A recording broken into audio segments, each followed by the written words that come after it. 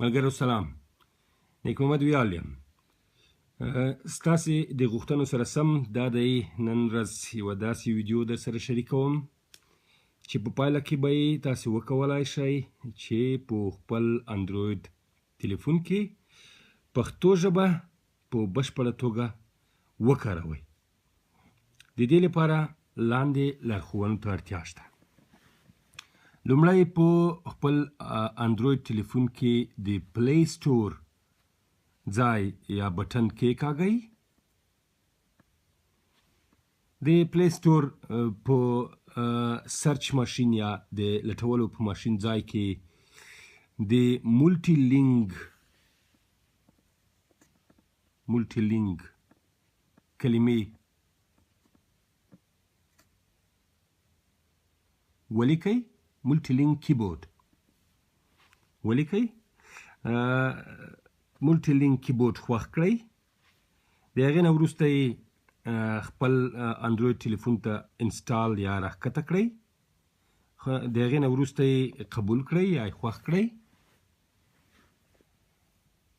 یو څو شېبې صبر وکړئ تر څو دغه کلیدړه مو خپل اندروید تلیفون ته راښکته شي.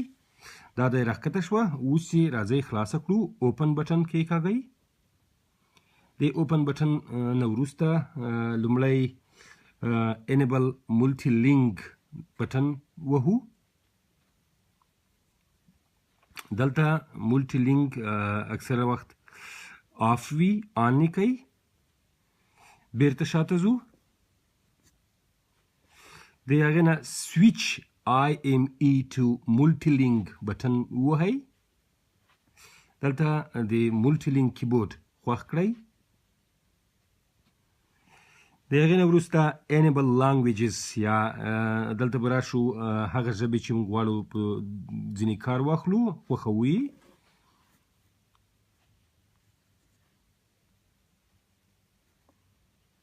انګلیسي ژبه دا دی فعاله ده. را به شو فرانسوي ژبه دلته شته، دا به لرې کړو.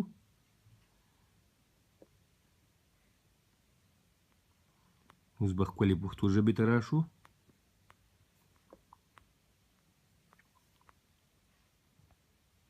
دلته یوه بله ژبه هم فعاله ده، دا به هم لرې کړو.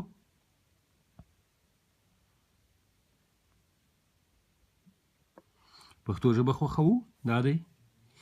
هغه ملګري چې فارسي ژبه هم کاروي دلته کولی شي فارسي ژبه هم خوښه کړي. نورې ژبې که وبه یې ګورو، که نورې ژبې فعالې وي هغه به هم غیر فعالې کړو. دا به یې ګل کړو.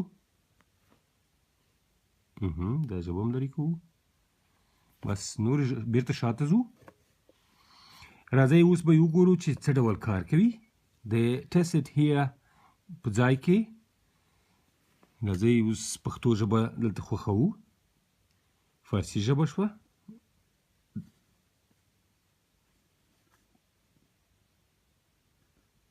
پښتو ژبه. اوس به یې ولیکو پښتو ژبه.